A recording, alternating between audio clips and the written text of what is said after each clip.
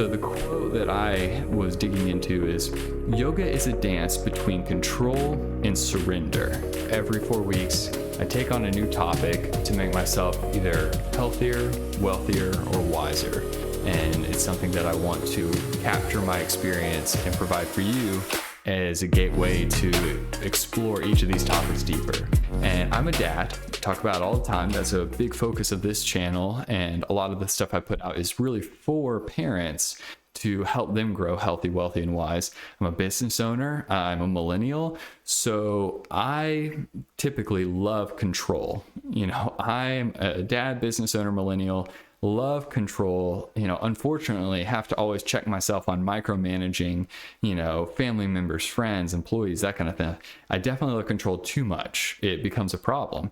And as I'm writing down these notes before talking, my almost 3-year-old son, again, had a stomach bug, and it was just clearly on my mind. It kind of wove itself into each example that I had throughout my entire week.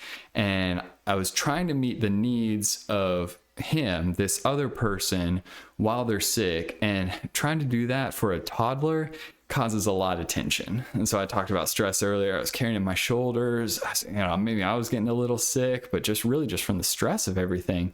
And it's a worrying time to have a sick child. And if you know me and you've listened to any of this, I love to fix things. But some things have to work themselves out over time, which is a painful thing for me to have to swallow. It's a tough pill. And that's what his pediatrician says. That's what Google says as you frantically try to search for remedies for your sick child. I know any parent knows what that's like. And instead of indulging the desire to control the circumstance, I've been intentionally expressing gratitude as a response, no matter what messes I'm cleaning up off the floor.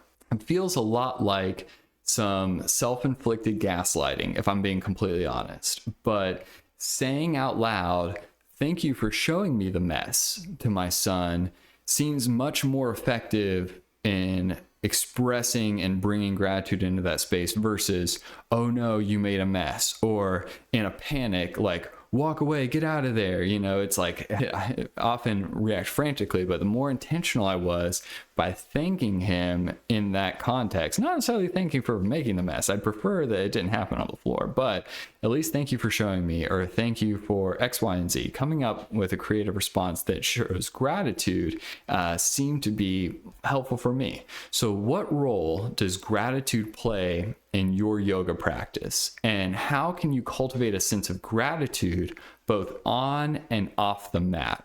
So here's a few ways that I explored that concept in my own experience this week. One is cultivating gratitude intentionally, and that's reflecting on your own body's abilities, your breath, the support of, if you have a teacher, maybe it's online, maybe it's in person, maybe you're doing yoga in a community with others, fostering a sense of appreciation and gratitude for those around you, for the context, for your ability to even access wherever you're getting your practice from.